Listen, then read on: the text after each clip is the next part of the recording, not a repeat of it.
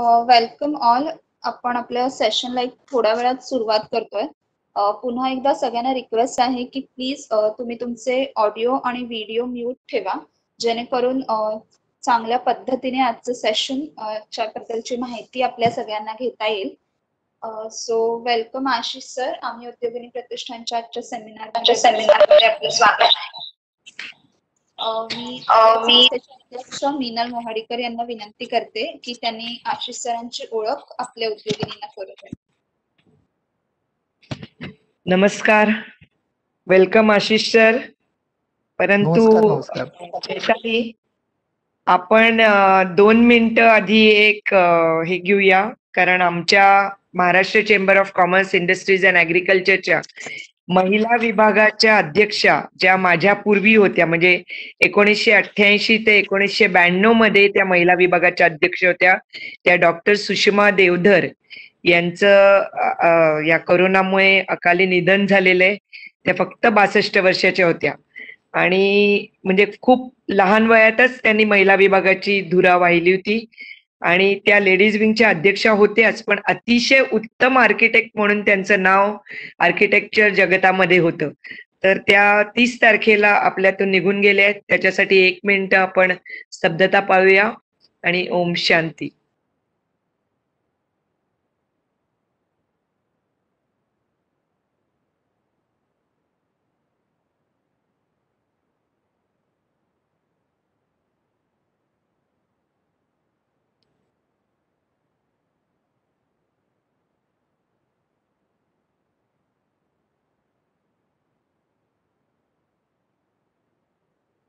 ओम शांती शांती शांती.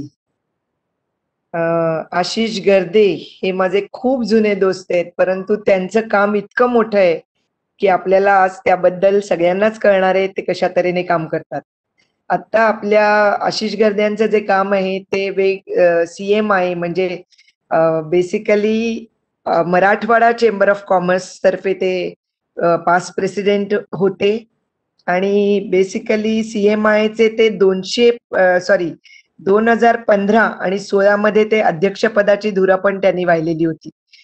नंतर त्यांच्याकडे 28 वर्षाचा मार्केटिंगचा अनुभव एकदम चांगला आहे की फक्त भारतात नाही तर भारताबाहेर म्हणजे इंटरनॅशनल मार्केटमध्ये सुद्धा त्यांनी मार्केटिंगचं काम केलेलं आहे. त्यामुळे त्यांची मदत आपल्याला पुढे अवश्य लाभणार आहे.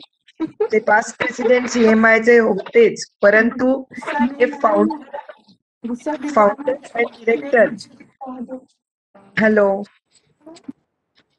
Founder and director of CMIचे axial म्हणजे CMIचं जे संस्था आहे त्यांची, त्याच्यामध्ये Marathwada ऍक्सिलरेटर for growth and incubation council म्हणजे मॅजिक, याचा प्रथम तुम्ही सगळं घेतलं तर त्याचा शॉर्ट फॉर्म मॅजिक होतो. या मॅजिक तर्फे त्यांचे ते फाउंडर अँड डिरेक्टर आहेत औरंगाबादच्या. नंतर 20 वर्ष चेंबर ऑफ कॉमर्स म्हणजे आपल्या त्या Marathwada chamber of commerce, industries and ऍग्रिकल्चरचे ते खंदे कार्यकर्ते का मी म्हणते की वेगवेगळे प्रोजेक्ट्स त्यांनी टीम वर्कच्या माध्यमातून जरी नेले असतील तरी मी म्हणेन ते एक चांगले नेतृत्व करणारे आहेत. आणि त्यामुळेच मी म्हणेन त्यांनी जे वेगवेगळे प्रोजेक्ट्स घेतले त्याच्यामध्ये मराठवाडा चेंबर ऑफ कॉमर्सचं ऑटो क्लस्टरचं काम त्यांनी केलं. त्यामध्ये पुन्हा फाउंडर टीम मेंबर म्हणून ते होते आणि त्यावेळेला त्यांनी PP म्हणजे पब्लिक प्रायव्हेट पार्टनरशिप मधनं त्यांनी ऑटो क्लस्टरसाठी जवळजवळ 81 करोड रुपये त्या ऑटो क्लस्टरसाठी आणण्यासाठी भरपूर वेळा दिल्लीच्या वाऱ्या केलेल्या आहेत. कारण माझे ते जवळचे दोस्त असल्यामुळे ते काय काय काम करतात त्याच्यावरती मी बरोबर म्हणजे we are always talking with each other. नंतर founder team member and director of Devgiri electronic cluster private limited याचं शेंद्रा इथे जे MIDC आहे त्याच्यामध्ये पण त्यांनी 48 करोड रुपये त्या संस्थेसाठी आणलेले. नंतर स्किल डेव्हलपमेंटसाठी भारत सरकारतर्फे त्यांची निवड होऊन त्यांना जर्मनीला खास नेलेलं होतं सरकारतर्फे. आणि फाउंडर मेंबर ऑफ स्किल्स त्यांचं जे CMIचं स्किल आहे त्याचं त्यात प्रमोटिंग स्किल्स ते करतात. नंतर जालना इथे इन्स्टिट्यूट ऑफ केमिकल टेक्नॉलॉजी आणण्यामध्ये त्यांचा मोठा सहभाग आहे आणि म्हणजे ICT मुंबईची शाखा ही जालन्यामध्ये संस्था सुरू झाली आणि त्याच्यामध्ये त्यांचं मोठं योगदान आहे. नंतर औरंगाबाद मॅनेजमेंट असोसिएशनचे ते ऍक्टिव्ह काम करतात. आस्था फाउंडेशन हे अगदीच आगळं-वेगळं काम करणारी संघटना आहे. सीनियर सिटीझनसाठी ती संघटना काम करते. त्याचे ते व्हाईस प्रेसिडेंट आहेत आणि तिथे औरंगाबादमध्ये 100 जणांची निवासाची सोय ते करणार आहेत. ही एक वेगळा प्रोजेक्ट त्यांनी हातात घेतलेला आहे की वृद्धांचा सांभाळ करण्याचं काम सुद्धा आस्था फाउंडेशन तर्फे ते करतात. नंतर corporate communication and public relations and execution मध्ये म्हणजे CSR चे प्रोजेक्ट्स आणण्यामध्ये पण त्यांचा सहभाग आहे आणि त्यांनी एक वेगळंच काम केलेलं आहे CMI तर्फे जे अगदी वेगळं आहे. 5,000 मुलं एकाच वेळेला एकाच ग्राउंड मध्ये जमलेली होती आणि त्याच्यामध्ये सोलर कुकर मध्ये त्या मुलांनी अन्न शिजवलं होतं. हा program completely Guinness book of रेकॉर्डला रेकॉर्ड झालेला आहे. अशा तऱ्हेने काम करणारे आशिष सर हे पुन्हा गरजे मराठी जे आपण गेल्या वेळेला आपण गानू सरांना बोलावलेलं होतं त्या गरजे मराठी बरोबर CMI म्हणजे मॅजिकचं टायअप केलेलं आहे आणि त्याबद्दल ते आपल्याला सांगणारच आहेत. आणि यामध्ये ते नेहमीच म्हणतात की याच्यामध्ये टीम मेंबर म्हणून या सदस्य या नात्याने मी पुढाकार घेतला आणि शांत स्वभावाचा आशिष गर्दे हा माझा जुना मित्र आहेच, पण न बोलता काम करवून घेण्याची हातोटी त्याच्यात आहे असं मला वाटतं. असे आशिष सर आपल्याला आज प्रमुख पाहुणे म्हणून लाभले. त्यामुळे आशिष गर्दे सर तुम्हाला वेलकम टू आम्ही उद्योगिनी प्रतिष्ठान. आणि जाता जाता एकच सांगते, आपलं मार्च महिन्यामध्ये जे कार्यक्रम असतो मोठा कार्यक्रम त्यामध्ये पण प्रमुख पाहुणे वेगवेगळ्या लोकांना घेऊन येण्यामध्ये त्यांचा सहभाग असतो आणि ते स्वतः आपल्या मार्चच्या कार्यक्रमाला हजर असतात. असे आशिष गर्दे आज आपल्याला प्रमुख पाहुणे म्हणून लाभले. वेलकम टू आशिष गर्दे. चैताली.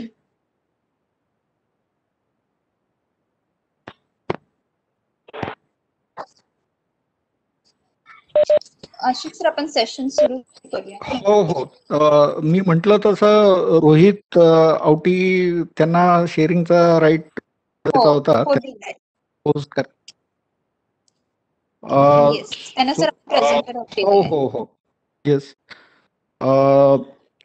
सुरुवातीला मी मिनल मोहाडीकर आणि मोहाडीकर कुटुंबीय आणि आम्ही उद्योगिनी प्रतिष्ठान या सर्वांचे आभार मानतो की आज या तुमच्या कार्यक्रमात मला आणि मॅजिकच्या टीम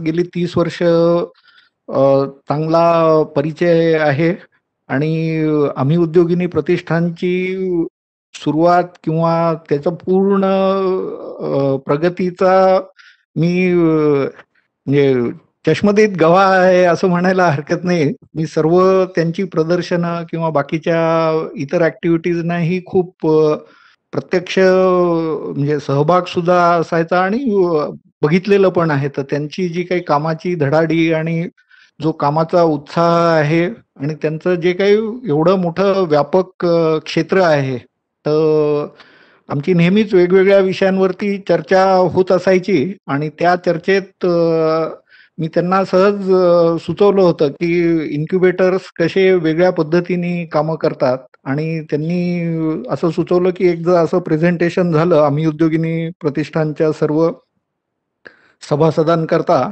तर त्याचा नक्की याच्यासाठी लाभ होऊ शकेल. आज माझ्याबरोबर मॅजिकची आमची पूर्ण टीम उपस्थित आहे या कॉलवरती. त्या सगळ्यांना आम्ही मुद्दामून इन्व्हाइट केलंय कारण आजच्या प्रेझेंटेशनच्या नंतर जर कुठल्या महिला उद्योजकांना काही स्पेसिफिक समस्या असतील किंवा काही मदतीची गरज असेल तर आमची टीम नक्की त्यांना सहकार्य करेल. तर सुरुवातीला मी इन्क्युबेटरच्या बद्दल सांगतो. जसं मिनल मोहाडीकरांनी परिचय करून देताना सांगितलं की chamber of Marathwada industries and agriculture CMI जी मराठवाड्यातली एक शीर्ष संस्था आहे उद्योजकांची, तर त्याच्यातर्फे विविध उपक्रम राबवले जातात.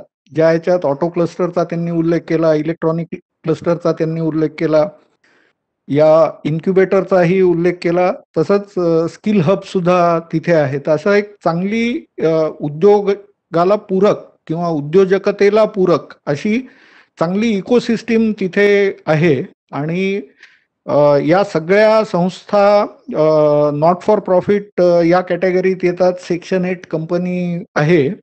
आणि या सर्व संस्था स्थापन करण्यामागचा उद्देश हाच आहे की उद्योजकतेला त्याच्यातनं मदत व्हावी, उद्योजकता वाढावी, आणि उद्योजकता वाढली तर विभागाचा पण विकास नक्की होऊ शकतो. तर असे वेगवेगळे उपक्रम चेंबरच्या माध्यमातून आम्ही अनेक वर्ष करत होतो. आणि त्याच्यात इंडस्ट्री इन्स्टिट्यूट अकॅडमिक इंटरॅक्शन्सचे उपक्रम खूप आम्ही राबवायचो. पण दरवेळेला आम्हाला असं वाटायचं की हे उपक्रम एका दिवसापुरता किंवा एखाद्या कॉन्फरन्स पुरते मर्यादित न राहता काही त्याच्यातनं परमनंट स्ट्रक्चर क्रिएट व्हावं. आणि असं काय परमनंट स्ट्रक्चर क्रिएट केल्याने या सर्व गोष्टींना आपण वर्षभर मार्गदर्शन करत राहू शकू किंवा सहभागी होऊ शकू. तर त्या दृष्टीने जेव्हा आम्ही अभ्यास केला तेव्हा आम्हाला 2015 साली असं लक्षात आलं की इन्क्युबेटर नावाच्या ज्या काही ज्याला आपण हे म्हणू शकू संस्था आहेत, तर तशा जर संस्थेचा जर निर्मिती मराठवाड्यात झाली तर त्याच्यानी स्थानिक उद्योजकतेला नक्की त्याच्यातनं मदत होऊ शकेल. तर असं इन्क्युबेटर आम्ही 2015 साली क्रिएट करण्याचा निर्णय घेतला. आणि त्यावेळेला जेव्हा आम्ही हा निर्णय घेतला तर भारतातल्या अशा ज्या मोजक्या रिजनल इंडस्ट्रीज असोसिएशन आहे त्याच्यापैकी CMI ही एक होती की ज्यांनी स्वतःचं इन्क्युबेटर स्थापन करण्याचा निर्णय घेतला. बेसिकली हे जी काही इन्क्युबेटर्स असतात ही मोस्टली अकॅडमिक इन्स्टिट्यूशन मध्ये एस्टॅब्लिश झालेली असतात. आणि अकॅडमिक इन्स्टिट्यूशनच्या बाहेर एस्टॅब्लिश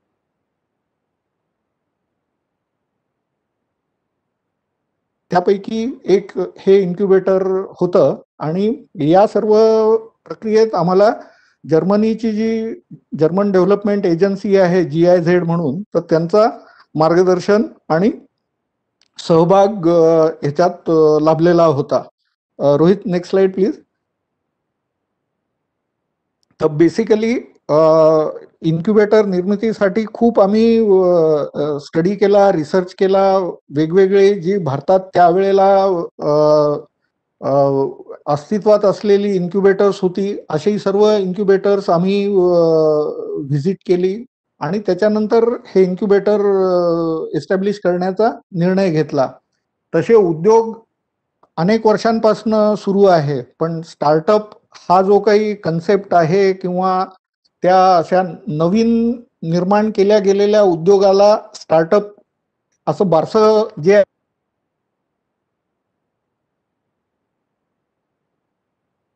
झालं. आणि ज्याच्यामुळे खास करून नवीन उद्योजकांना प्रोत्साहन मिळण्याच्या दृष्टीने अनेक सोयी सुविधा आणि उपाययोजना त्याच्यातनं केल्या गेल्या. बेसिकली स्टार्टअप म्हणजे काय असं जर आपण बघितलं तर त्याच्या अनेक व्याख्या तुम्हाला गुगलवरती किंवा डिक्शनरीमध्ये सापडू शकतील. पण बेसिकली स्टार्टअप म्हणजे काय आहे तर एक नवीन असा क्रिएट केला गेलेला बिझनेस आहे जो बेसिकली छोट्या प्रमाणावरती ज्याची सुरुवात होते आणि ज्याच्यातनं मोठ्या उद्योगाची निर्मिती होऊ शकते. आणि हा जो काही उद्योग आहे त्याचा जर पुनरावृत्ती करायची असेल तर तशी पुनरावृत्ती सुद्धा आपल्याला करता येऊ शकते. आपल्याला गेल्या 4-5 वर्षातली जी अशी खूप मोठी झालेली उद्योजक मंडळी आहेत किंवा जे स्टार्टअप उद्योग ज्यांनी खूप मोठं यश संपादन केलं तर त्यांची नावं आपल्याला माहितीच आहे. जसं ओला असेल, झोमॅटो असेल, स्विगी असेल, फ्लिपकार्ट असेल, उबर असेल. तर अशी अनेक ही मेनली ज्याला आपण म्हणू शकू की ऍप बेस्ड अशी यातली बरेचसे उद्योग होते. पण स्टार्टअप मध्ये सर्व प्रकारचे उद्योग सामावलेले असतात. Rohit, next slide please.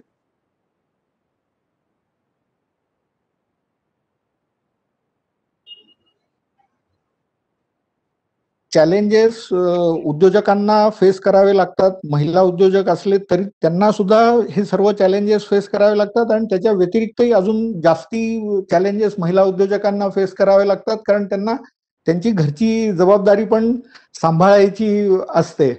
तर हे जे काही स्टार्टअप साठीचे चॅलेंजेस आहेत ते दोन प्रकारे आपण त्याला क्लासिफाय करू शकतो, की काही ते उद्योगाच्या अंतर्गत असू शकतील आणि जे उद्योगाच्या बाहेर म्हणजे जे एक्सटर्नल एन्व्हायरमेंट आहे त्याच्यातले हे चॅलेंजेस असू शकतात. तर जर समजा अशा चॅलेंजेसची आपण यादी बघितली तर त्याच्यात मेनली पहिला चॅलेंज कस्टमर्स कसे मिळू शकतील, हा उद्योग चालवण्यासाठी आपल्याला फंडिंग कसं होऊ शकेल, जर समजा प्रॉडक्ट बेस्ड उद्योग असला तर ते प्रॉडक्ट डेव्हलप कसं होऊ शकेल.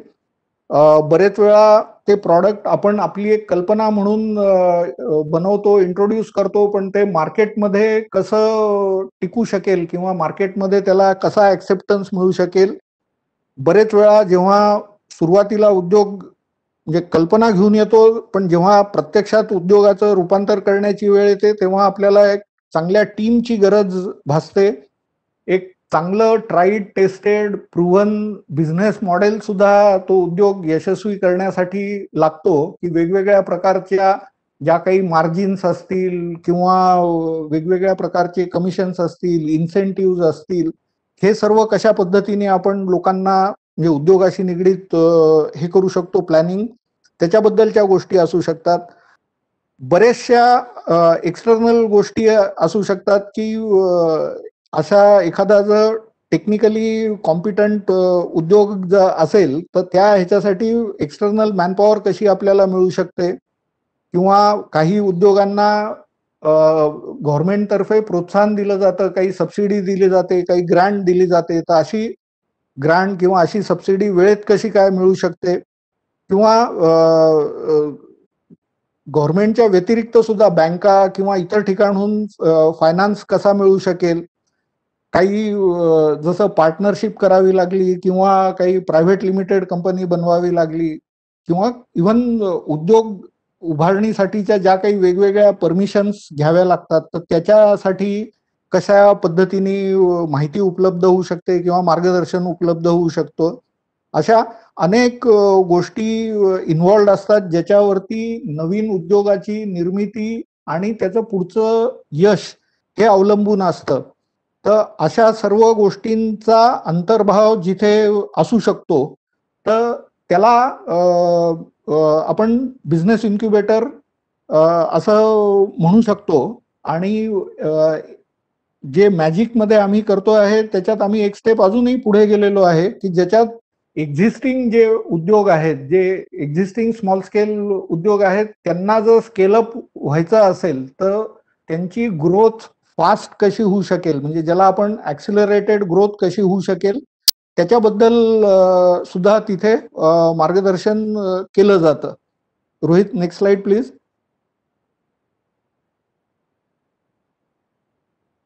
बेसिकली आपण जेव्हा इन्क्युबेटर म्हणतो तर बरेच वेळा मेडिकल टर्म्स मध्ये आपल्याला दवाखान्यातलं इन्क्युबेटरचीच आठवण होते आणि कदाचित उद्योगाच्या इन्क्युबेटरलाही नाव देण्यामागचं कारण तसंच असावं.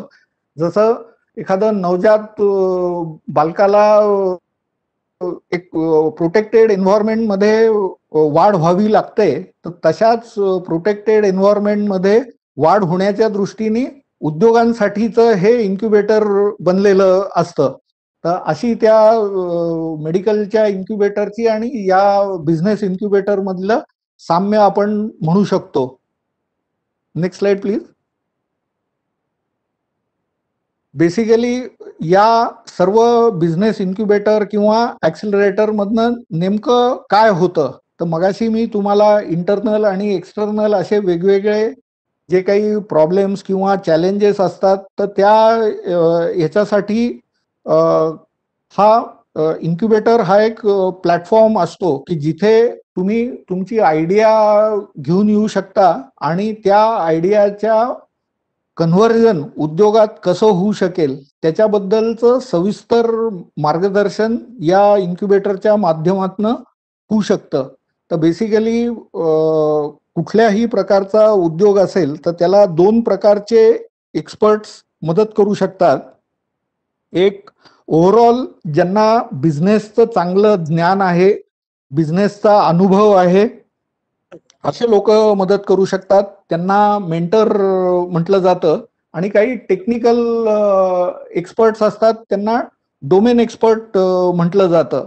तर असे मेंटर्स किंवा टेक्निकल एक्सपर्ट्स यांच्या मदतीने त्या उद्योगाच्या निर्मितीसाठीचे जे जे काही वेगवेगळे टप्पे आहेत, त्या अशा प्रत्येक टप्प्यावरती या इन्क्युबेटरच्या माध्यमातून मार्गदर्शन केलं जातं. मग ज्या ह्याच्यात समजा काही खूप अगदी ज्याला नॉलेज इंटेन्सिव्ह असा बिझनेस असेल, तर त्याच्यात काही इंटेलेक्च्युअल प्रॉपर्टी राईट्स घ्यायचे असतील, पेटंट्स वगैरे मिळवायची असतील, त्याच्याबद्दल मार्गदर्शन केलं जातं. प्रॉडक्ट्सच्या बद्दलचं काही मार्केटिंगशी रिलेटेड काही जर लिंक्स असतील किंवा मार्केटिंगच्या बद्दलच्या टिप्स ज्याला आपण म्हणू शकू, तशा प्रोव्हाइड केल्या जातात. वेगवेगळ्या प्रकारचे जे काही फंडिंग ऑप्शन्स त्या उद्योगाला ऍप्लिकेबल आहेत, तर त्याच्याबद्दलचं सविस्तर मार्गदर्शन केलं जातं. बरेच वेळा जे नवीन उद्योगात येऊ इच्छित असले, तर त्या लोकांना त्यांच्या क्षेत्राचा तेवढा अनुभव नसतो, त्या क्षेत्रातले जाणकार लोकांशी त्यांची ओळख पाळख नसते. तर अशा जाणकार लोकांना त्या त्या क्षेत्राशी निगडीत या नवीन उद्योजकांना कनेक्ट केलं जातं या इन्क्युबेटर्सच्या माध्यमातून, ज्याला आपण नेटवर्किंग असं म्हणू शकतो. बऱ्याच वेळा जेव्हा नवीन उद्योग उभारायचा असतो, तर सर्व गोष्टींमध्ये स्वतःला इन्व्हेस्टमेंट करणं शक्य नसतं. तर अशी इन्व्हेस्टमेंट जर समजा एखाद्या कॉमन ठिकाणी जर झाली आणि तीच काय म्हणता येऊ शकेल फॅसिलिटी मल्टिपल लोकांनी पे पर यूज बेसिसवरती वापरली, तर नवीन उद्योग निर्मितीच्या वेळेस अशा प्रकारची गुंतवणूक करण्याची गरज पण पडत नाही आणि स्वस्तात काम होऊ शकतं. तर अशा शेअर्ड सर्व्हिसेस सुद्धा त्या इन्क्युबेटरच्या माध्यमातून ॲट अ नॉमिनल कॉस्ट मिळू शकतात. बऱ्याच इन्क्युबेटर्समध्ये नवीन उद्योजकांची जी प्रमुख अडचण असते की त्यांना स्वतःचं ऑफिस घ्यायला जागा नसते किंवा स्वतःचा उद्योग थाटायला जागा नसते. तर अशी ऑफिस स्पेस सुद्धा टेम्पररी बेसिसवरती इन्क्युबेटर्सच्या माध्यमातून उपलब्ध केली जाते. त्याच्या व्यतिरिक्त त्या इन्क्युबेटरकडे ज्या सोयी सुविधा उपलब्ध आहेत, तर त्या ह्याच्यात बऱ्याचशा लॅब्स किंवा वर्कशॉप्स अशा फॅसिलिटीज सुद्धा असतात आणि त्या फॅसिलिटीज या नवीन उद्योजकांना इन्क्युबेटरच्या माध्यमातून उपलब्ध करून दिल्या जातात.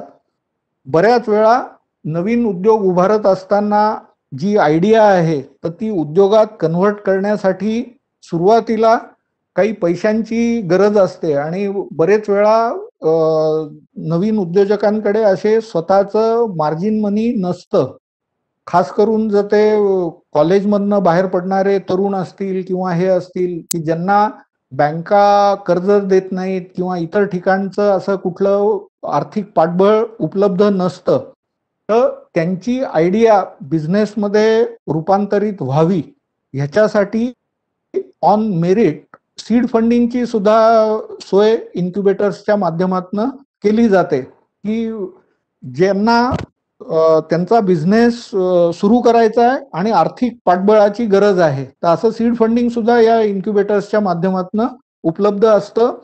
आत्ता नुकतंच केंद्र शासनाने एक सीड फंडची नवीन योजना सुद्धा आणली आहे, ज्याच्यात केंद्र शासनच सीड फंड उद्योजकांना आणि ते सीड फंड अशा स्टार्टअप्सच्या इन्क्युबेटर्सच्या माध्यमातूनच मिळणार आहे. तर पहिले केंद्र शासन सध्या इन्क्युबेटर्सना सिलेक्ट करताय की ज्यांच्या मार्फत अशा प्रकारचा सीड फंड नवीन उद्योगांसाठी उपलब्ध होऊ शकेल आणि जे शॉर्टलिस्टेड इन्क्युबेटर्स असतील भारतातले, तर त्या इन्क्युबेटर्सच्या माध्यमातून परत जे शॉर्टलिस्टेड स्टार्टअप्स असतील त्यांना हा सीड फंड मिळेल आणि त्या सीड फंडची अमाऊंट जवळपास 50 लाख रुपये एका उद्योगाला मदत मिळू शकेल एवढी आहे. आणि जेव्हा मी सीड फंड म्हणतोय तर हा कशा पद्धतीने गुंतवायचा, काय करायचा ह्याच्यासाठी हे इन्क्युबेटर्स त्या स्टार्टअप्सना मार्गदर्शन सुद्धा करणार आहेत.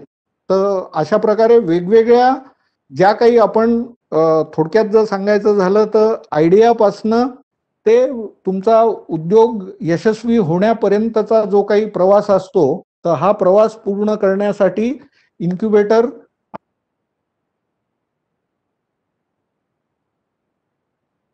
याच्यात सध्या भारतात जवळपास 740 इन्क्युबेटर्स शासनाने मंजूर केलेले आहेत. म्हणजे शासनाने त्यांना मान्यता दिलेली आहे आणि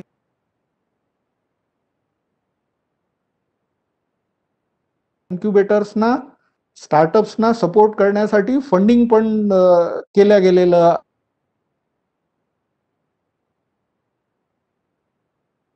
शासनातर्फे जे महाराष्ट्र शासनाचं इनोव्हेशन सोसायटी आहे, तर त्या इनोव्हेशन सोसायटीची या इन्क्युबेटरला मान्यता आहे. तसंच मिनिस्ट्री ऑफ MSME ची पण या ह्याला मान्यता आहे. तर ज्या काही मिनिस्ट्री ऑफ MSMEच्या योजना वगैरे असतात, तर त्या अशा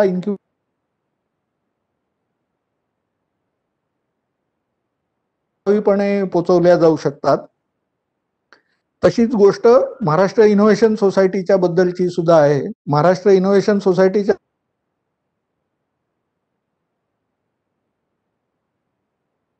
दरवर्षी साधारण जानेवारी फेब्रुवारी महिन्यात एक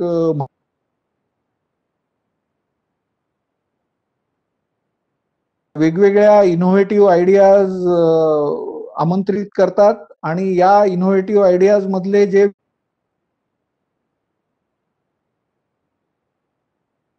त्यांशी निगडीत जे काही इनोव्हेशन सोसायटी तर्फे कशा प्रकारे स्टार्टअप्सना मदत केली जाते, तर बेसिकली इन्क्युबेटर्स मध्ये ट्रॅडिशनल बिझनेसेसना मदत करू शकते, पण मेजॉरिटी इन्क्युबेटर्सचा फोकस हा काहीतरी इनोव्हेटिव्ह नवीन आयडियाच्या बद्दल असू शकतो.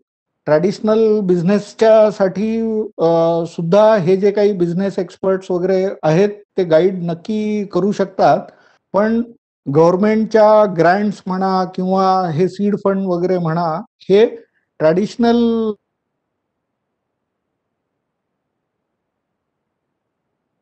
काहीतरी नवीन इनोव्हेटिव्ह हे असलं पाहिजे आणि कुठला नवीन प्रॉब्लेम सॉल्व्ह करणारे हे स्टार्टअप्स असले पाहिजे, ज्यांना भविष्यात मोठा ग्रोथचा स्कोप आहे. तर मॅजिकचं वेगळेपण हे आहे की magic hello hello hello hello हा सर, करा कंटिन्यू. हा, तर बेसिकली इनोव्हेटिव्ह प्रॉडक्ट्स किंवा सोल्युशन्स असली पाहिजे. सर्व्हिसेस असल्या तरी हरकत नाही, पण दे शुड बी डिफरंट. असा म्हणजे ज्या काही गव्हर्नमेंटच्या ग्रँट्स डिस्ट्रीब्यूट करण्यासाठीच्या गाईडलाईन्स आहेत त्या ह्याच्यात याचा अंतर्भाव होतो. तर मॅजिकमध्ये जसं मी सांगितलं तसं ही सेक्शन 8 कंपनी आहे आणि ही सेक्शन 8 कंपनी औरंगाबादच्या 10 सिनियर उद्योजकांनी मिळून एकत्र येऊन फॉर्म केलेली अशी कंपनी आहे. म्हणजे या कंपनीचे जे डायरेक्टर्स आहेत त्यांच्या स्वतःच्या वैयक्तिक बऱ्याच जणांच्या, मेजॉरिटी जणांच्या कंपन्या आहेत आणि ज्यांचे टर्नओव्हर साधारण 100 कोटी वगैरे त्याच्यापेक्षाही जास्ती आहेत. तर असे ज्यांना भरपूर व्यवसायाचा, उद्योजकतेचा अनुभव आहे, असे सर्वजण या स्टार्टअप्सना गाईड करण्यासाठी उपलब्ध असतात प्रोबोनो बेसिसवरती. म्हणजे कॉम्प्लिमेंटरी गायडन्स मिळतं, पण त्याच्यासाठी पूर्व नाव नोंदणी आवश्यक असते. ज्या काही वेळा ठरलेल्या असतात, अपॉइंटमेंट घेणं गरजेचं असतं आणि त्याप्रमाणे त्यांच्या बरोबरच्या इंटरॅक्शन्स होऊ शकतात. आणि हा इन्क्युबेटर CMIनी प्रमोट केलेलं आहे. त्यामुळे जे काही गव्हर्नमेंट कनेक्ट्स आहेत किंवा बाकी इतर बिझनेसचे कनेक्ट्स आहेत, हे सहज उपलब्ध होऊ शकतात. तर आतापर्यंत साधारण 20 स्टार्टअप कंपन्यांनी मॅजिकच्या बरोबर काम सध्या ते करता आहेत. आणि जर समजा तुम्हाला थोडक्यात मॅजिकनी आतापर्यंत काय केलंय गेल्या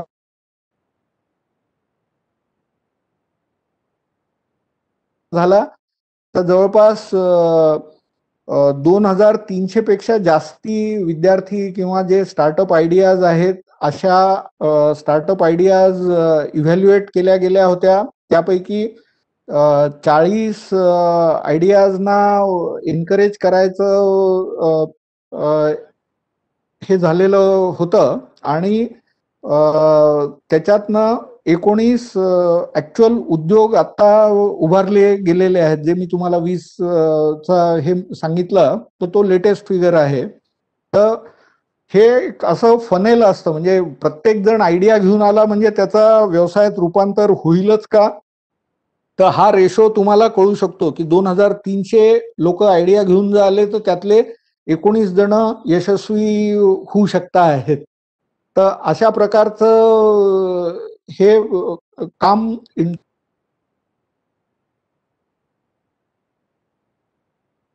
वेगवेगळ्या संस्थांच्या बरोबर MOU साईन केलेले आहेत. त्यांच्या इथल्या फॅसिलिटी या स्टार्टअपसाठी उपलब्ध आहेत. त्यांच्या इथले एक्सपर्ट्स उपलब्ध आहेत. तर अशा प्रकारचे जवळपास 20 MOU गेल्या 3 वर्षात मॅजिकनी साईन केलेले आहेत. आणि या वेगवेगळ्या संस्थांच्या बरोबर काम करत आहे. मॅजिकची विशेषता ही आहे की महिला उद्योजकांच्या साठी खास एक विभाग तिथे क्रिएट केला गेलेला आहे, ज्याच्यात महिला उद्योजकांना वेळोवेळी मार्गदर्शन मिळावं. कारण महिला उद्योजकतेला विशेष स्वरूपात जर प्रमोट केलं गेलं नाही,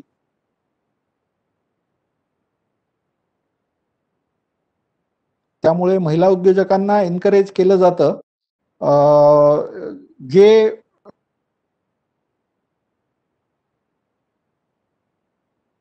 व्यवसाय सुरू केलेला आहे, असे 4 जणांचा मागच्या वर्षीचा टर्नओव्हर जवळपास 1.5 कोटी रुपयाच्या आसपास झालेला आहे. त्यांनी 35 नवीन जणांना पूर्ण वेळ एम्प्लॉयमेंट दिलेली आहे.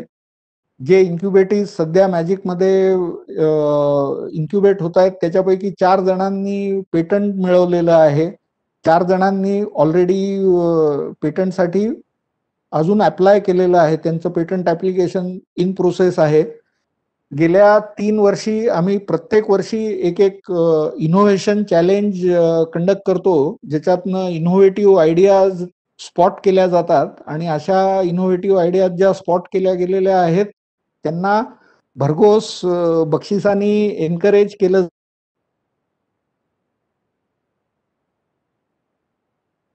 जातो. जी आत्ता लेटेस्ट आत्मनिर्भर भारत इनोव्हेशन चॅलेंज मॅजिकनी कंडक्ट केलेलं होतं, तर भारतातनं जवळपास 260 पोटेन्शियल आयडियाज किंवा स्टार्टअप्सनी त्याला अप्लाय केलेलं होतं. 17 राज्यांमधनं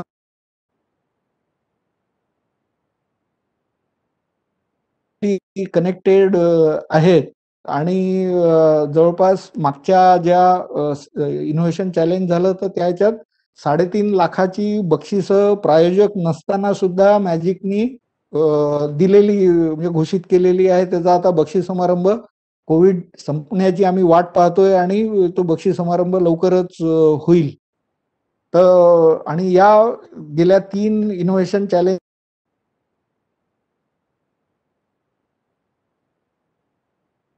नुकताच जसं आता मिनल मोहडेकरांनी सांगितलं, तसं गर्जे मराठी बरोबर मॅजिकचा MOU झालेला आहे. आणि गर्जे मराठी आणि मॅजिक यांच्या मार्फत स्टार्टअप्सना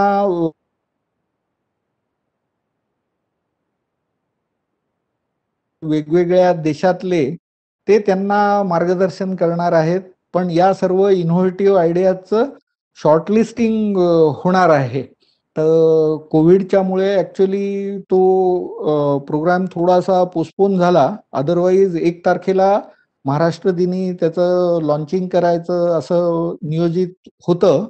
पण ज्या उद्योगांना अशा प्रकारच्या मेंटरिंग सेशनमध्ये किंवा एक काय म्हणता येऊ शकेल ज्याला स्ट्रक्चर्ड गायडेड प्रोग्राम मध्ये पार्टिसिपेट करायचं असेल त्यांना त्या प्रोग्राम मध्ये निवडलं जाईल वेगवेगळ्या क्षेत्रातल्या, आणि जगभरातले मेंटर्स प्रो बोनो बेसिसवरती त्यांना व्हर्च्युअली मार्गदर्शन करतील, ऑनलाईन कॉल्सच्या माध्यमातून, ऑनलाईन मीटिंग्सच्या माध्यमातून.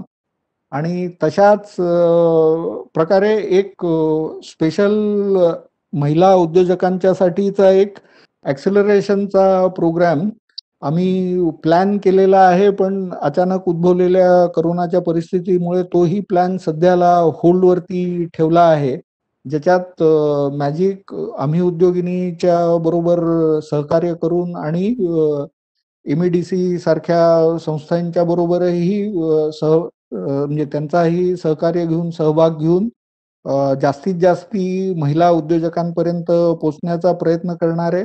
या योजनेअंतर्गत जवळपास 10 इनोव्हेटिव्ह आयडियाज असलेल्या महिला उद्योजकांची निवड होईल, ज्यांचे एक्झिस्टिंग उद्योग सुद्धा आहेत आणि ज्यांना त्यांचे एक्झिस्टिंग उद्योग स्केलअप करायचे, ग्रो करायचे आहेत, ॲक्सिलरेटेड ग्रोथ अचीव करायची आहे, अशा उद्योजकांची निवड केली जाईल.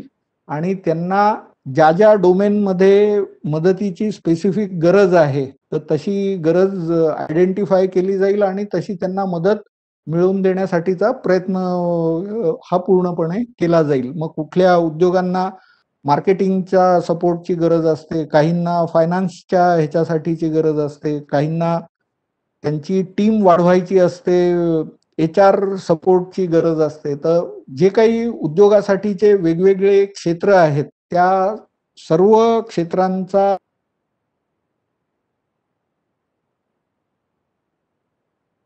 प्रोग्राम मध्ये ज्या 10 महिला उद्योजक सिलेक्ट होतील त्यांना मॅजिकच्या मार्फत केली जाईल. तर असा हा एकंदरीत इन्क्युबेटर आणि ॲक्सिलरेटरचा थोडक्यात प्रवास आहे. आमचे जे अनुभव आहेत ते खूपच काय म्हणता येऊ शकेल विलक्षण आहेत. म्हणजे आम्ही कुठल्याही एज ग्रुपच्या लोकांबरोबर काम करायला तयार असतो. आमच्याकडे आतापर्यंत जो सर्वात यंगेस्ट आयडिया घेऊन आलेला इनोव्हेटर होता तो 14 वर्ष वयाचा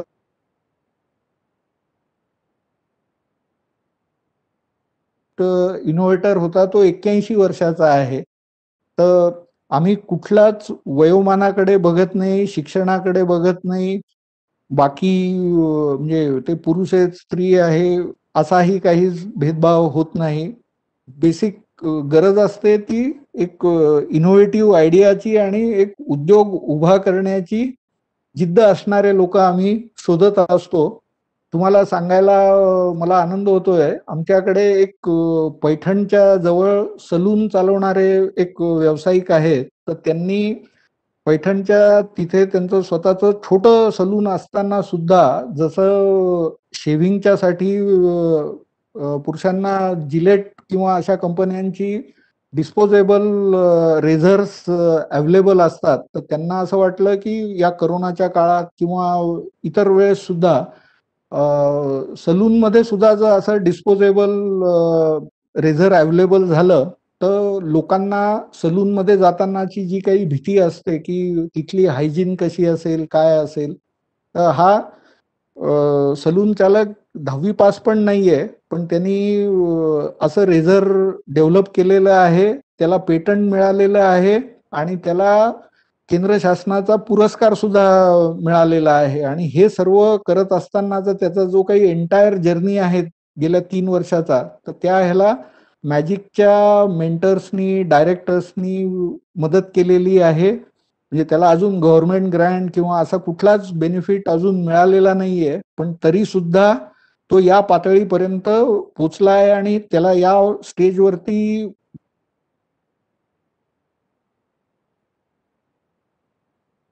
दुसरा असाच एक ग्रासरूट इनोव्हेटर आहे जो बीडच्या जवळचा आहे. त्याचं शेत आहे आणि त्या शेतात ॲग्रिकल्चरसाठी लागणारी जी काही इम्प्लिमेंट्स आहेत, तर ती इम्प्लिमेंट्स महाग असतात, ट्रॅक्टर सर्वांना परवडत नाही. तर त्यांनी मोटरसायकलला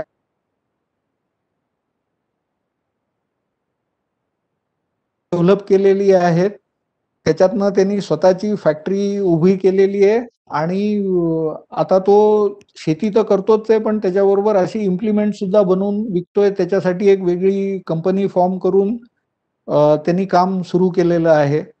आमच्याकडे 2 असे कॉलेजमधनं पास आउट झालेले स्टुडंट्स आहेत, की जे त्यांच्या इंजिनिअरिंगच्या दरम्यान त्यांचे जे काही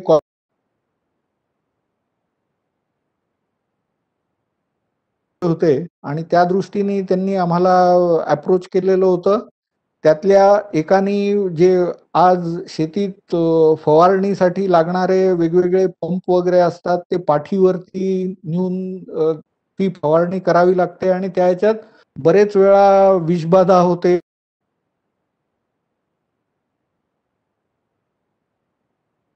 सायकल सारखं पंप बनवलेला आहे आणि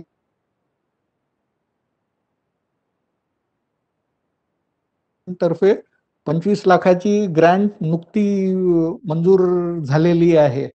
एक आमच्याकडे स्टार्टअप आहे जो 3D प्रिंटिंगचे माध्यमातनं वेगवेगळे पार्ट्स बनवतो. ज्याच्यात त्यांनी एवढे वेगवेगळे पार्ट्स बनवलेले आहेत, की अगदी जे डेंटिस्ट असतात, तर त्याच्यासाठी जे डेंचर बनवावं लागतं, ते सुद्धा त्यांनी 3D प्रिंटिंगमधनं बनवून देण्याचं हे केलेलं आहे. तो अनेक डॉक्टरांशी कनेक्टेड आहे.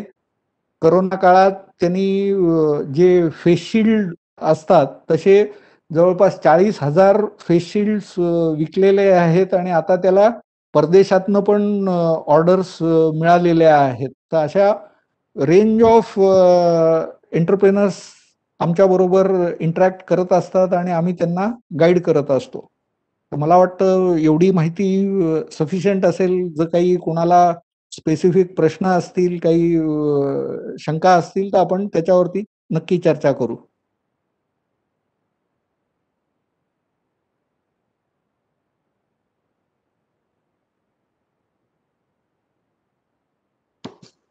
प्रश्न घ्यायच्या आधी आपण आशिष सर तो व्हिडिओ प्ले करायचा का?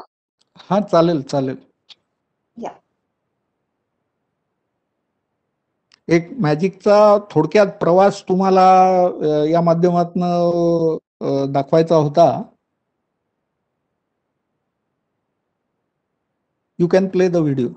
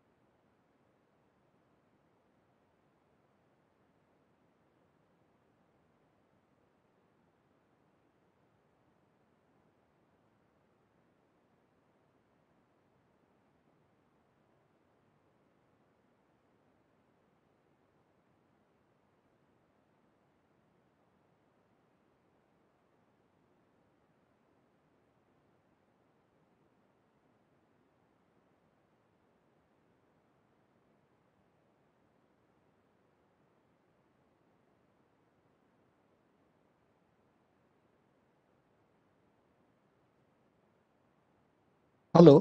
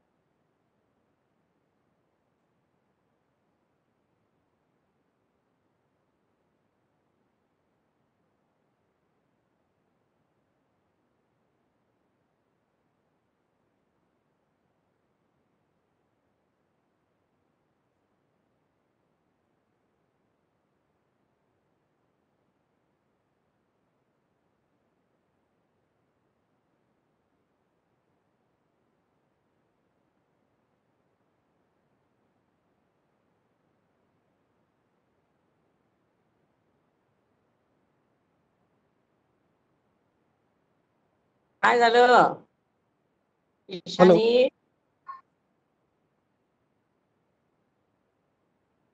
चहा पिऊन झाला? आता दोघी हॅलो. खेळताय? जर कोणाला काही प्रश्न असतील तर आपण हे करू शकू, किंवा काही माहिती हवी असली तर बोलता येऊ शकेल.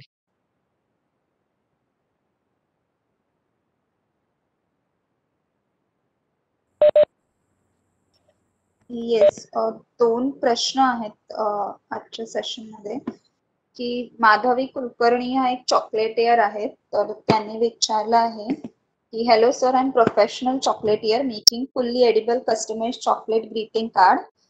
Can be customized to any shape and size. In India, hardly anyone does this. I want to scale up my venture.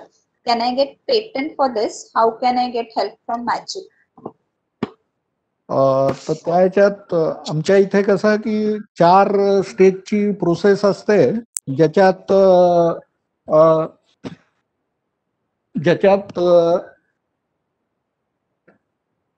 Hello. Yes, sir. ज्यांना म्हणजे ज्यांनी आता हा प्रश्न विचारलाय तर त्यांनी आमच्या ईमेलला त्यांचे सर्व डिटेल्स पाठवले ईमेल ॲड्रेसवरती, तर त्यांना पुढची प्रोसेस एक्सप्लेन करता येऊ शकते. बेसिक त्यांचा प्रोजेक्ट काय आहे काय नाही त्याच्याबद्दलची बेसिक माहिती घेतली जाते. त्यांना नेमका काय सपोर्टची गरज आहे, आता जसं त्यांनी पेटंटसाठीचं विचारलं आहे तर त्याच्याबद्दलची माहिती किंवा बेसिक मार्गदर्शन त्यांना केलं जाऊ शकतं, आणि सबसिक्वेंटली पुढे ती गोष्ट नेता येऊ शकेल. तर त्यांनी ईमेल पाठवावा आणि मॅजिकची टीम नक्की त्यांना मदत करू शकेल. ओके. काही जणांनी एक मेल आयडी विचारला आहे तुमचा. मेल आयडी आहे contact@magicaurangabad.com. Contact.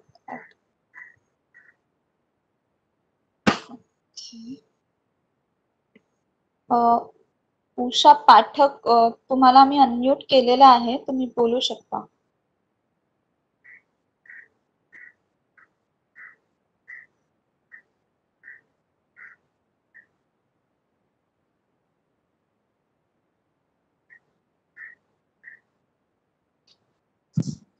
हा, मी उषा पाठक नसून प्रमोद पाठक आहे. मला फार इंटरेस्टिंग वाटलंय आताचं भाषण.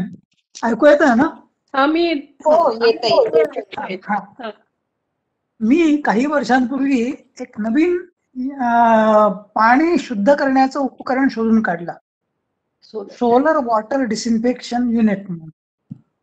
तर ते साधं अगदी, म्हणजे आपण ह्याचा डब्बा घेतला, ॲक्रिलिक बॉक्स केला एका विशिष्ट डायमेन्शनचा, आणि त्याच्यामध्ये बाटल्यांमधून पाणी ठेवलं. म्हणजे बरेच मी प्रयोग केलेत, पण बाटल्यांमधून पाणी ठेवलं तर साधारणपणे एका कुटुंबाला 2 लिटर याप्रमाणे 10 लिटर पाणी 5 माणसांच्या कुटुंबाला त्याच्यामधून डिसइन्फेक्ट होऊन मिळतं.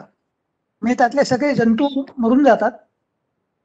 तर ते इक्विपमेंट मी राष्ट्रीय स्तरावरती पेपरमध्ये पब्लिश केलेलं आहे. त्यानंतर मग मध्यंतरी माझं आर्मीचे सेक्रेटरी होते, त्यांच्याशी पण संपर्क आला. ते म्हणाले की आमचे जे सोल्जर्स आहेत, सैनिक आहेत, त्यांना बॉर्डरवरती पाणी मिळण्याचा त्रास असतो, मग त्या बाटल्या पोहोचून द्या वगैरे. त्याच्याऐवजी समजा जर त्यांनी ट्रेंच बाहेर हे इन्स्ट्रुमेंट्स तसे अगदी डब्यासारखे आहेत, म्हणजे समजा जर करायचं ठेवले तर त्यांना दिवसभरामध्ये त्यांच्याकरता पाणी तयार होऊ शकेल आणि हे इनफॅक्ट कुठल्याही प्रकारच्या बॉर्डरवरती असू शकेल आणि पावसाळा सोडला तर बाकीच्या दिवसांमध्ये चालेल. गंमत अशी आहे की आय एम 70+ नाव आणि आय हॅव नो डिझायर, म्हणजे आता मला सध्या काही उद्योगात पडायचं नाही, पण पुन्हा एखाद्या तरुण मुलाला समजा त्याच्याविषयी करायचं असेल, पुढे काम करायचं असेल तर ते करायला माझी बिलकुल तयारी आहे. आणि हा जो मला आम्ही उद्योगिनी नाही औरंगाबाद मॅजिकचा मॅजिक कॉन्टॅक्ट कॉन्टॅक्ट मॅजिक याच्यावरती मी तो पेपर पाठवू शकतो आणि त्यांना समजा जर अशा तऱ्हेचा कोणी पाहिजे असेल की ज्याला सोलर डिसइन्फेक्शन वॉटर, आणि मग हे अगदी गरीब लोकांच्या करता सुद्धा चांगलं इन्स्ट्रुमेंट होऊ शकेल, तर हॅलो. त्यांना एक्वागार्ड वगैरे घेण्याच्या ऐवजी, कारण एक्वागार्ड लावणार कुठे, महाग पडेल. ते महाग पडेल, त्याच्यानंतर वीज कुठून आणायची, त्याच्या हे सोलरवरती चालणारं इन्स्ट्रुमेंट आहे. त्याच्यात कोणाला इंटरेस्ट असेल तर मला कळवा. चालेल चालेल. आशिष हे काका आपले खास दोस्त आहेत आणि तुझ्यासारखेच काम करण्यात पटाईत आहेत. नाही तर हे करू आपण, त्यांचे डिटेल्स घेऊ. आमची टीम त्याच्यावरती काम करेल नक्की आणि बघता येईल कसं त्याला पुढे हे करता येऊ शकेल.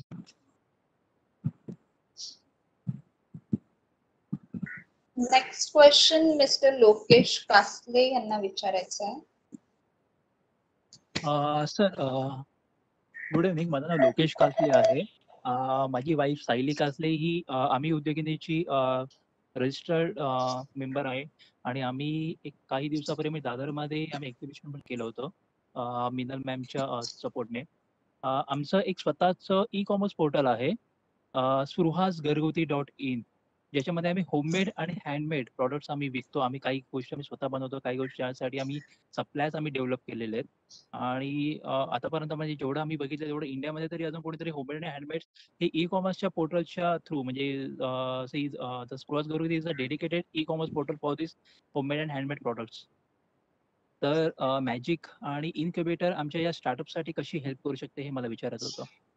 कसं आहे की बेसिक एक तर तुमचा सध्याचा कामाचा स्कोप काय आहे किंवा कशा पद्धतीने तुम्ही हे करताय हे आपण समजून घेऊ शकू आणि आत्ताचे तुमचे इमिजिएट बिझनेस वाढवण्याचे चॅलेंजेस तुम्ही काय फेस करता आहात हे जर तुम्ही स्पेसिफाय करू शकला स्वतःहून तर ते जास्ती सोपं होऊ शकतं. म्हणजे नॉर्मली आम्ही काय एक्सपेक्ट करतो की जे उद्योजक किंवा स्टार्टअप्स असतील ते जर त्यांच्या समस्या घेऊन आमच्याकडे आले, स्पेसिफिक समस्या, किंवा मला मार्केटिंगच्या ह्याच्यात अशा अशा अडचणी आहेत या सोडवण्यासाठी काय करता येऊ शकेल, किंवा फायनान्सच्या साठीच्या अशा अशा अडचणी आहेत काय करता येऊ शकेल, तर त्याप्रमाणे त्याला सोल्युशन प्रोव्हाइड करता येऊ शकेल. अदरवाईज आम्ही काय करतो की जे स्वतःहून स्वतःचे प्रॉब्लेम्स आयडेंटिफाय करू शकत नाहीत तर त्यांच्याशी चर्चा करतो आणि त्या चर्चेच्या दरम्यान हे प्रॉब्लेम्स आयडेंटिफाय होऊ शकतात आणि पुढे सॉर्ट आउट करता येऊ शकतात.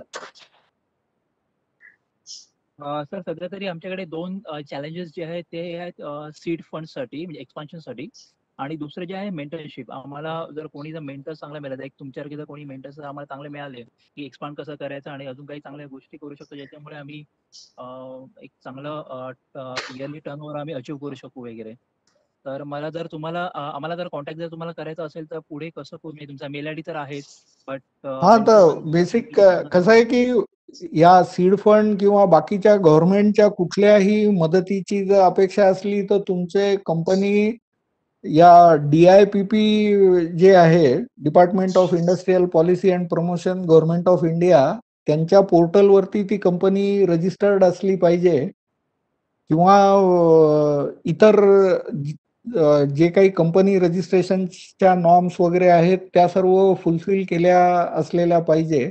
आणि तुम्ही तुमच्या कंपनीचे डिटेल्स आमच्या ईमेल आयडी वरती फॉरवर्ड करा. आमची टीम तुम्हाला कनेक्ट करेल आणि पुढे आपण ऑनलाईन डिस्कशन करू शकू. दर शनिवारी, म्हणजे मी सांगायचं विसरलो माझ्या ह्याच्यात, दर शनिवारी आम्ही एक मेंटरिंग क्लिनिक करत असतो ज्या ह्याच्यात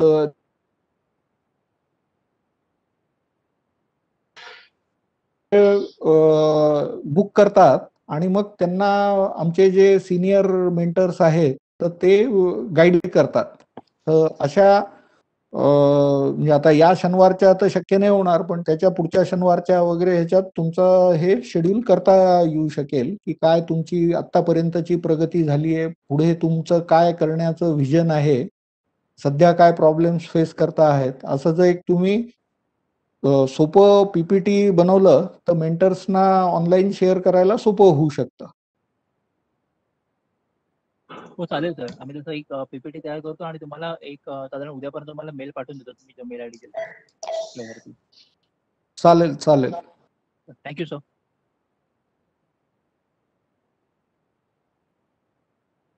मोस्टली सगळे क्वेश्चन्स आपण घेतलेले आहेत.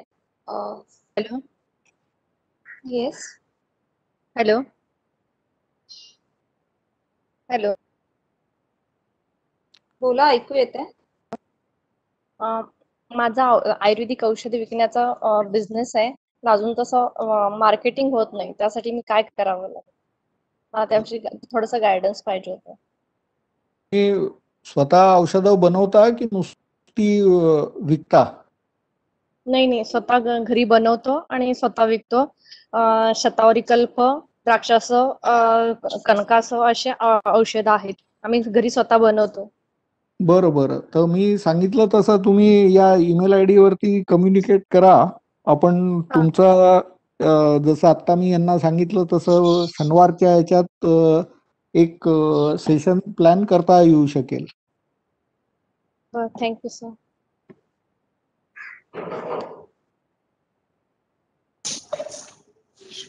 Hello sir. हा बोला. सर मी सातारून प्रसन्न पटवर्धन बोलतोय. आमचं स्वेटर्स मॅन्युफॅक्चरिंगचं युनिट आहे. आम्ही बेबी प्रोडक्ट्स स्वेटर्स रिलेटेड सगळं मॅन्युफॅक्चरिंग करतो 12ही महिने. तर आम्हाला एक्सपोर्टसाठी काही गव्हर्नमेंटच्या स्कीम्स किंवा एक्सपोर्टसाठी काही सपोर्ट होऊ शकतो का, त्या संदर्भात मार्गदर्शन हवं होतं. चालेल. मी सांगितलं तसं त्या ईमेल आयडी वरती तुमचे डिटेल्स कम्युनिकेट करा. आपण डिस्कस करू शकू. तुम्ही स्वतः काही अभ्यास केला आहे का या पर्टिक्युलर क्षेत्रासाठी? गव्हर्नमेंटच्या काय स्कीम्स आहेत किंवा नाही आहेत वगैरे असं? नाही, म्हणजे त्या संदर्भात मी शोधायचा प्रयत्न केला होता, पण प्रॉपर गायडन्स मला नाही मिळू शकला. नाही तर तुम्ही तुमची ब्रीफ माहिती ईमेलनी आम्हाला कळवा आणि एखाद्या शनिवारी तुमच्या बरोबर सुद्धा असाच संवाद साधता येऊ शकेल. स्पेसिफिक तुमच्या ज्या काही गरजा आहेत त्या फुलफिल होण्याच्या दृष्टीने काय करता येऊ शकेल. कसं आहे की गव्हर्नमेंट ऑफ महाराष्ट्र किंवा गव्हर्नमेंट ऑफ इंडियाच्या एवढ्या वेगवेगळ्या क्षेत्रासाठीच्या वेगवेगळ्या योजना आहे. म्हणजे प्रत्येक मिनिस्ट्रीच्या आपल्या आपल्या वेगळ्या योजना आहे. आता जसं तुमचं हे समजा टेक्सटाईल मध्ये किंवा कुठल्या मिनिस्ट्रीच्या अंडर हे पर्टिक्युलर प्रॉडक्ट येतं, हे जर अभ्यास केला तर त्या अनुषंगाने त्यांच्या एक्सपोर्ट प्रमोशनच्या काय स्कीम्स आहेत त्याचा अभ्यास होऊ शकतो आणि त्याच्यातनं तुम्हाला मार्गदर्शन करता येऊ शकेल.